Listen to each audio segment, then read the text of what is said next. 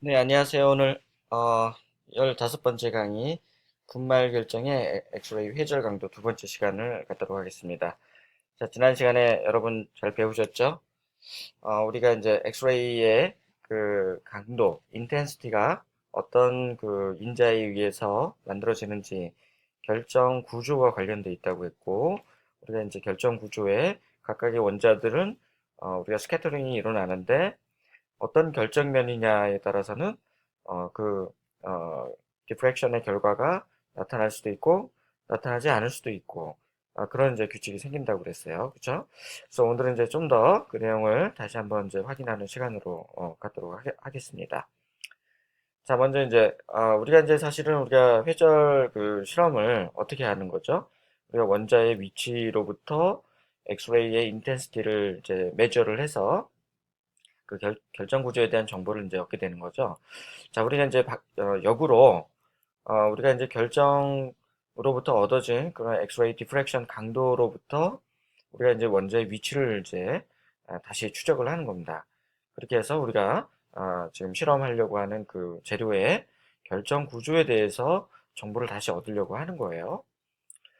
자, 우리가 브래그 디프렉션 로에 의해서 엑스레이와 어떤 특정한 결정 구조가 회절 현상이 일어나면 거기서 우리가 회절 방향이라고 하는 것은 그 유니셀의 모양과 크기에 의존하게 되는데 그다음에 이제 엑스레이의 그 회절 강도, 인텐시티는 단위 세포, 그 유니셀 안에 원자 위치하고 이제 관련이 돼 있어요. 우리가 지난 시간에 이것을 스트럭처 팩터라고 해서 굉장히 중요한 의미가 있다라고 하는 걸 이제 공부를 했었죠. 자, 엑스레이 포톤과 일렉트론과의 반응, 그 다음에 애톰과의 반응, 그 다음에 애톰이 규칙적인 구조로 배열되어 있는 결정 구조와의 반응. 자, 이런 이제 내용으로 우리가 공부를 했었고요. 자, 싱글 일렉트론과의 반응은 이제 우리가 뭐 탄성 산란, 뭐 비탄성 산란, 이제 그런 그 과정을 통해서 그 인터랙션이 일어나고 우리가 그것을 톰슨 스캐터링 현상으로 우리가 지난 시간에 배웠고요. 자, 이제 그다음에 이제 싱글 애톰과 엑스레이 포톤과의 그 인터랙션은 우리가 이제 또 조금 그 싱글 일렉트론의 내용을 좀 더 확장해서 그렇게 내용을 우리가 공부를 했었고 자, 우리가 이제 하나의 원자 안에는 여러 개의 전자가 있었고, 각각의 전자들과 엑스레이 포톤이 인터랙션을 하면서 디프렉션을 이제 일으키죠. 그래서 그 원자 안에 전자의 위치에 따라서 이게 스캐터링이 되는 확률이 좀 달라져요. 그죠? 그래서 우리가 그걸 atomic scattering factor 또는 atomic form factor라고 불렀고, 스몰 f로 불렀어요. 자, 이 스몰 f는 우리가 이렇게 정의를 이제 내릴 수가 있고요. 자, 한 개의 전자에 의한 진폭, 그 다음에 한 개의 그 원자에서 나오는 진폭의 그 비율로서 우리가 이게 atomic scattering factor를 정의를 할 수가 있습니다. 자, 이게 또 재미나게도 이제 우리가 스캐터링 앵글에 따라서 이렇게 그 이제 모노토닉 디크리스 하는 펑션으로 표현이 되고요. 자, 우리가 이제 엘러먼트에 따라서 이 앵글이 조금씩 다릅니다. 그러니까 원자의 종류에 따라서 애토믹 스캐터링 팩터는 조금씩 다른 값을 가져요. 그 스몰 f는 각각의 원자마다 조금씩 다른 값을 가지게 됩니다. 공통적인 거는 스캐터링 앵글이 커지면은 각각의 엘러먼트의 스몰 f 값은 이렇게 어, 보편적으로 감소한다는 거. 자, 그 다음에 이제 우리가 뭐죠? 우리가 유니셀 안에 결정 구조 안에 있는 원자들과 엑스레이 빔이 어떤 이제 인터랙션을 할 거냐. 자, 우리가 이제 결정면에 있는 원자, 대표적으로 A, B, C 이렇게 세 가지 원자를 그 생각을 해보면요. 자, 우리가 이제 각각의 그 원자들과 엑스레이 빔과 인터랙션을 하게 되고 뭘 만들어내죠? 페이즈 디퍼런스, 위상차를 만들어내요. 자, 그래서 우리가 페이즈 디퍼런스라고 하는 그런 내용을 우리가 이제 고려를 할 수가 있겠고, 그래서 그 원자가 놓여진 위치, 그게 뭐 원점에 놓여지느냐, 아니면 뭐 바디 센터에 있느냐, 아니면 페이스 센터에 있느냐, 이런 이제 그 원자의 위치에 따라서 우리가 이제 그 발생되는 위상차가 달라져요. 자, 이 내용은 우리가 그 먼저 번에 디프렉션 그 프린서플을 공부하실 때 여러분이 이제 우리가 브레이크 디프렉션 로가 있었지만은 또 하나 있었죠. 그쵸? 물리학자. 그 물리학자, 그, 물리적인 관점에서 디프렉션 프린서플을 설명했던 이제 그 원리가 이제 여기 그대로 동일한 그런 이제 원리가 됩니다. 그래서 A면을 지나는 엑스레이 빔과 그 다음에 B면을 지나는 엑스레이 빔 사이에 위상차가 발생이 돼요. 그 위상차를 우리가 이렇게 파이로 이제 표현을 할 수가 있게 되고요. 자, 이 위상차에 따라서 빔이 또 컨스트럭티브 인터피어런스를 하기도 하고 디스트럭티브 인터피어런스를 하기도 합니다. 자, 우리가 이제 빔이 어떻게 인터랙션을 하는지, 인터피어런스를 하는지 우리가 앞에서 공부한 적이 있어요. 자, 여러 개의 이제 그 웨이브가 있다면 우리가 그 웨이브를 합쳤을 때 그 웨이브가 갖고 있는 그 페이즈, 위상이 어떻게 일치하느냐, 어긋나 있느냐에 따라서 빔이 그렇게 이제 상호작용을 하게 됩니다. 우리가 이게 페이즈라고 하는 거는 간단하게 우리가 사인 웨이브로 우리가 표현하게 된다면은 이 웨이브의 이 앵글 값, 세타 값을 가지고 우리가 페이즈를 정의를 할 수가 있어요. 그러니까 페이즈라고 하는 건 뭐냐면 우리가 이렇게 웨이브의 가장 낮은 쪽에 있느냐, 가장 위쪽에 있느냐 이제 그런 거죠. 같은 이제 위치에 있을 때 그게 이제 일치가 되면은 컨스트럭티브가 되고 어긋나 있으면 디스트럭티브가 되는 거죠. 그렇죠? 잘 기억하세요. 자, 그러면 우리가 이제 그 사인 웨이브, 이 이제 우리가 그런 웨이브를 이제 우리가 이 컴플렉스 넘버로 이제 우리가 표현하게 되고요. 그래서 우리가 익스포넨셜 펑션으로 우리가 주로 표현을 하게 되죠. 자, 우리가 이제 페이즈 디퍼런스 파이를 우리가 저렇게 이제 표현할 수가 있게 되고 이 페이즈 디퍼런스만큼 이제 웨이브에 이제 반영이 되겠죠. 그래서 우리가 이런 페이즈 디퍼런스를 가지는 그런 웨이브를 이제 A exponential I 파이 이렇게 이제 표현할 수가 있게 되고 자, 우리 앰플리튜드에 해당되는 것이 스몰 f였죠. 싱글 애텀이 가지는 인터랙션. 그다음에 exponential 그 뒷부분이 페이즈 디퍼런스에 생기는 그 변화량이라고 보시면 돼요. 자, 그러면 이제 우리가 자, 이 값을 이제 스몰 f exponential 이 텀을 각각의 원자에서 온 텀을 다 합치면 그것이 바로 그 결정면에서 온 정보라고 보시면 돼요. 그걸 우리가 structure factor large F라고 표현을 이제 할 수가 있습니다. 자, 이 large F의 definition은 뭐냐면 각각의 원자들 스몰 f exponential의 그 각각의 텀을 다 더하면 우리가 이제 전체에 대한 정보를 얻게 되니까 그래서 스몰 f는 이제 이렇게 정의를 하게 됩니다. 자, 요거는 이제 우리가 좀 풀어서 설명하게 되면은 기준이 뭐죠? 한 개의 전자에 의한 산란파의 진폭에 대해서 단위 격자 내 모든 원자에 의한 산란파의 진폭으로 나타낼 수가 있어요. 자, 그러면은 이제 우리가 아, 자, 이거를 이제 우리가 간단하게 애니메이션으로 잠깐 볼게요. 자, 유닛셀 안에는 뭐가 있어요? 원자가 있어요. 원자가 규칙적인 위치에 놓여진 그런 구조가 이제 우리가 결정 구조죠. 자, 그러면 엑스레이를 조사를 하게 되고요. 거기서 이 결정 구조와 엑스레이 빔과 우리가 디프렉션 현상에 의해서 디프렉티드 그 빔을 얻게 돼요. 그 빔의 인텐시티를 우리가 조사를 하는 거죠. 자, 그럼 결정 구조 안에는 이제 원자들이 이제 어떤 형태로든 이제 배열이 돼 있어요.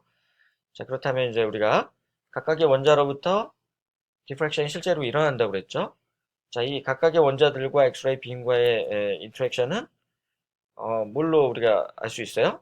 Atomic Scattering Factor. 그렇죠? Atomic Scattering Factor가 각각 있어요. 자, 그 각각의 그 결과들이 있고 우리가 이 결과들을 하나로 다 합치게 되면 우리가 그것이 바로 large F structure factor가 됩니다. 자, 그럼 이제 이 structure factor가 우리가 이제 남아 있느냐, 남아 있지 않느냐를 가지고 우리가 판단할 수 있게 되겠죠. 자, 우리가 exponential 이 안쪽에 있는 값이 홀수가 되면 이 결과가 마이너스 1이 돼요. 짝수가 되면 플러스 1이 됩니다. 이거 우리가 그 오일러 그 포뮬라를 통해서 금방 알 수 있어요. 앵글이 그렇게 되면 우리가 마이너스 1이 되고 앵글이 어떤 때 플러스 1이 된다. 짝수면 플러스 1이고요. 홀수면 마이너스 1이에요. 기억하시고. 자, 우리가 프리모티브 유니셀 안에 있는 그 원자, 우리 대표적으로 000에 있는 원자 하나를 이제 고려하면 되겠죠. 그러면 우리가 스트럭처 팩터를 자 계산을 해보면 다 0, 0, 0이기 때문에 우리가 exponential 이 안쪽이 제로가 됩니다. 그 스몰 f만 남게 되죠. 뭐예요? 어찌됐든 값이 나와요. 이건 뭐냐면 HKL에 관계없이 결정면의 종류에 관계없이 어떤 인텐시티가 다 나온다는 얘기입니다. 그게 이제 프리머티브 결정 구조의 특징이고요. 그 다음에 이제 베이스 센터드는 뭐죠? 대표적인 원자가 0, 0, 0와 2분의 1, 2분의 1, 2분의 1, 2분의 1, 0 이렇게 두 위치에 원자가 있어요. 그래서 각각의 그 원자에 대한 우리가 structure factor, atomic scattering factor를 이제 구하고 그걸 각각 더해주면 됩니다. 자, 그럼 이제 계산을 해보죠. 여기 0, 0면 여기가 0고있고요. 그 다음에 2분의 1, 2분의 1, 0면 이렇게 2분의 h 플러스 2분의 k. L은 이제 0가 되죠. 자, 그러면 이제 우리가 결과적으로는 자, 이 안에 h 플러스 k가 자, 여기 어떻게 된다 그랬죠? 여기 짝수면 플러스 1, 홀수면 마이너스 1. 자, 그러면 이제 HK가 비혼합지수. 그 경우에는 이 F가, 라지 F가 살아있게 되고요. 그 다음에 이제 H와 K가 혼합지수가 되면은 사라져 버립니다. 마이너스 1의 그 텀이 이제 작용을 해서 없어져 버려요. 자, 그러면은 이제 우리가 각각의 원자도 분명히 스캐터링을 하지만, 그것이 다 모여졌을 때, 그 이제 조건에서, 특정한 조건에서는 라지 F가 제로가 되는 경우가 생겨요. 요걸 우리가 가지고 이러한 규칙을 가지고 우리가 그 베이스 센터드 스트럭처를 우리가 결정할 수가 있게 됩니다. 자, 그 다음에 우리가 자, 우리가 이렇게 빔이 사라지는 그런 그 조건을 우리가 소멸 규칙, 소멸칙 또는 이제 영어로 extinction rule 이렇게 부르게 됩니다. 각각 이제 결정 구조가 이래 그 소멸식이 좀 다르겠죠. 자, 우리의 바디 센터는 이제 지난 시간에 해봤어요. 대표적인 원자가 000와 2분의 1, 2분의 1, 2분의 1이 있습니다. 자, 요걸 계산을 쭉 풀어보니까, 자, 여기 마이너스 1이 있고요. H 플러스 K 플러스 L이 이제 그 결정하게 돼요. 그쵸? 자, 여기 이 H 플러스 K 플러스 L이 짝수가 되면은 빔이 살아있고, 짝수가 아니면 우리가 이게 빔이 소멸된다라고 하는 걸 지난 시간에 배웠습니다. 자, 그러면 이제 바디 센터는 이제 유니셀 안에 원자가 4개예요. 자, 4개에 대한 그 계산을, 페이스 센터, 죄송합니다. 페이스 센터고, 원자가 4개가 있어요. 그 4개를 이제, 살펴보면, HKL이 비혼합 지수가 되면은, 그런 빔이 살아있고요. 혼합 지수가 되면은, 빔이 사라져 버립니다. 자, 그러면 이제 우리가 이런 내용들을 이제 우리가 테이블로 정리를 할 수가 있겠죠? 자, 프리머티브, 심플, 그 스트럭처는 모든 경우에 빔이 살아있고요. 그 다음에 이제 베이스 센터, 발 센터, 그 다음 페이스 센터에 각각의 그 결정 구조에 따라서 이 소멸되는 그 규칙이 달라집니다. 자, 그러면 우리가 빔이 살아있을 때, 빔이 사라졌을 때, 그 조건을 우리가 잘 알면 좋겠죠? 자, 그럼 실격자, 역격자 좀 잠깐 살펴볼게요. 자, 실격자의 BCC는 역격자로 보면 사실은 FCC가 됩니다. 근데 우리가 여기에 이 역격자 공간에서 구조인자 조건을 넣어줘야. 자, 구조인자가 살아있는 조건에서만 빔이 나온다고 했으니까. 자, 그러면 이제 BCC의 경우는 자, 구조인자 어떤 때 빔이 살아있죠? 자, 그걸 우리가 반영을 하게 되면 자, 사라지는 그 결정면을 지울 수가 있어요. 그리고 이제 남아있는 그 빔이 이제 나올 수 있는 그 결정면에 포인트만 이제 남기게 되면 자, BCC는 실공간에서 BCC는 자, 역격자에서 FCC 구조에 해당하는 그런 결정면들이 회절이 이제 일어난다. 자, FCC는 이제 또 다르게 실공간에서는 이제 FCC지만 역격자 공간에서는 BCC에 그런 해당하는 결정면들이 회절이 일어나요. 재밌죠? 자, 그러면 HCP 경우도 이제 같은 원리로 우리가 계산해 볼 수 있어요. 자, 대표적인 원자, 유니셀러 안에 대표적인 원자가 2개가 있고요. 오리진에 하나 있고, 그 다음에 여기, 어, 이 위치에 이제 하나가 있습니다. 자, 그거를 또 우리가 계산하면은, 스트럭처 팩터를 알 수가 있고요. 그 다음에 이제 소멸식을 우리가 또 구할 수가 있게 됩니다. 자, 뭐, NaCl 구조, 이런 이제 여러 가지 구조에 여러분이 직접 해볼 수 있어요. 여러분 직접 해보시고요. 자, 오늘 이제 여기까지 이제 공부하실 건데, 자, 스트럭처 팩터가 왜 중요하냐? 자, 구조인자가 왜 중요하냐? 구조인자를 통해서 우리가 소멸 규칙을 알 수 있고요. 결정 구조에 대한 정보를 인텐시티에 의해서 알 수가 있게 됩니다. 자, 우리 다음 시간에는 우리가 인텐시티의 여기에 이제 우리가 인테그레이션의